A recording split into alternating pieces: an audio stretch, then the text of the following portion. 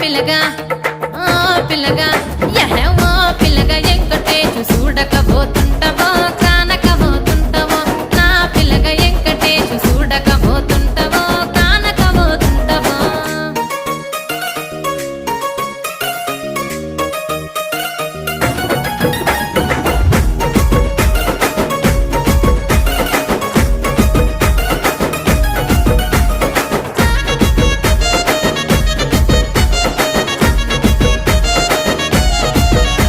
ఓయ్ కండ్లకు కాటుక వెడితే కన్యాకుమారి